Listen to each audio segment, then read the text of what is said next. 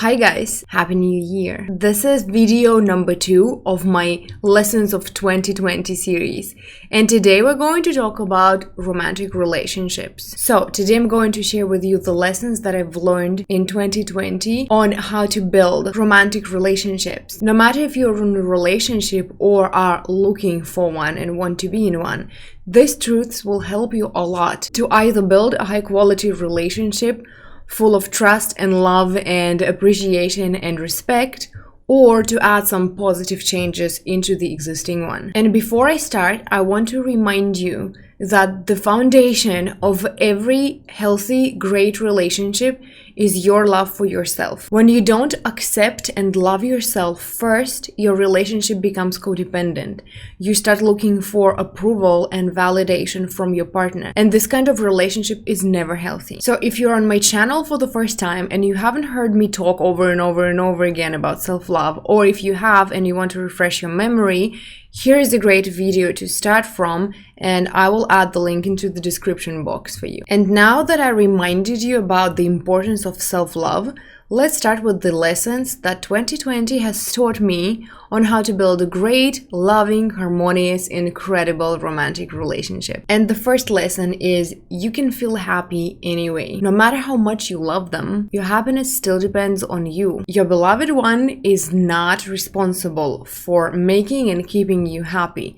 They are still a separate person with their own mind and their own thoughts and their own hobbies and their own habits and their own beliefs. The person you love is a separate human being, and this is exactly why you fell in love with them in the first place. For the things they do, the decisions they make on their own, for how they are, and for the fact that being who they are, they consciously chose you, fell in love with you, and wanted and decided to be with you. And now, no matter if they do what you want or not, you can feel good anyway. No matter if they gave you flowers or not, no matter if they washed the dishes or not, no matter if they liked your new short or your new haircut or not, if they hang out with a friend of theirs you may not like, you can feel good anyway. You can feel happy anyway. If you all this time have thought otherwise, it means that you've picked up on this unhealthy manner of building a relationship, and it has been biting you in the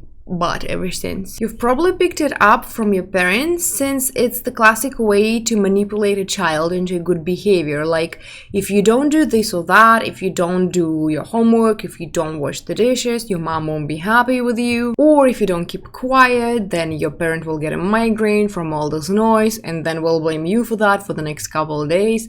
Sounds familiar, or was it like this just in my family? And so now we live our lives treating the people around us just like this, believing that if we're not happy, it's because of them. No, love, you're unhappy because of the negative thoughts that your mind keeps generating and you keep listening to and agreeing with. And also because you chose to be a victim and give away the power over how you feel to other people or circumstances. Don't do that. It's like the lyrics of that song by Nickelback. Someone to love with my life in their hands.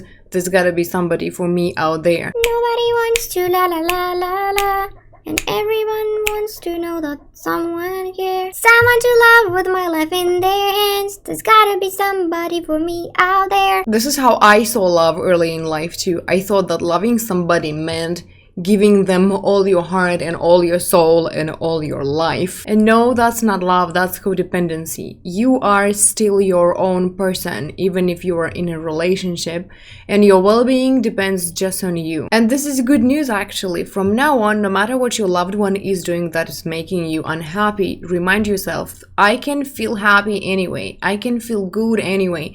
My happiness depends on me. And then distract yourself. Do something that you love. Think of the things that make you happy and do them. And then watch the law of attraction bring you solutions since you stopped focusing on the problems. Lesson number 2. Talk. Talk about everything. Share how something makes you feel. Talk about your boundaries. Talk about what you want. Talk about how you want to be treated. Talk about everything that is going on inside of you. Share your inner world with the person you love. Don't be a closed oyster. It's not your loved one's responsibility to read your mind. It seems obvious, and I hope that to you it's just common sense, but there are so many people who just don't get that. When you dream about your perfect partner, you want them to accept you for who you are and understand you and love you exactly as you are. But how will they know who you are and what you are all about when you keep silent and expect them to guess? You want the relationship built on trust. Then start building that relationship by trusting your partner that they can handle your truths, your authenticity, your boundaries, your feelings. And also, it's very important, I said talk, not yell. Be patient. You are two different people doing their best to understand each other and to accept each other's differences. Be ready to explain multiple times why some things are important to you, how you want and don't want to be treated, how exactly you like to cuddle and why, what makes you sad, or what exactly did you love about that movie that your loved one called silly, etc., etc., etc. When you at the same time are constantly working on loving and accepting yourself deeper, you just get it. You start understanding why an open dialogue is so important. Every person is a whole new world full of mysteries with their own history and values and beliefs. You are a whole new world, and you want this other person that you love to get to know your whole world, your whole Narnia that you yourself sometimes need some time to sort out. So be patient and share what's inside of you. Find questionnaires and then answer them together and share some stories and opinions. When you start doing that, you will fall in love with the process. And lesson number 3, focus on the positive. It's such a common thing that when the first wave of feelings comes down a little, people start seeing those little annoying things they didn't notice before, and they start focusing on them more. And then after a while, for some it's a week, for some it takes a year, people start fighting with each other and getting annoyed, wondering what they saw in each other in the first place. The thing is that if you see some minor things that you don't like, if you start focusing on them, they'll grow. If you focus on things that you don't like in a person, what you focus on grows. It's the law of attraction. You will see more and more things that will piss you off. I love this quote. I think it's from Abraham Hicks.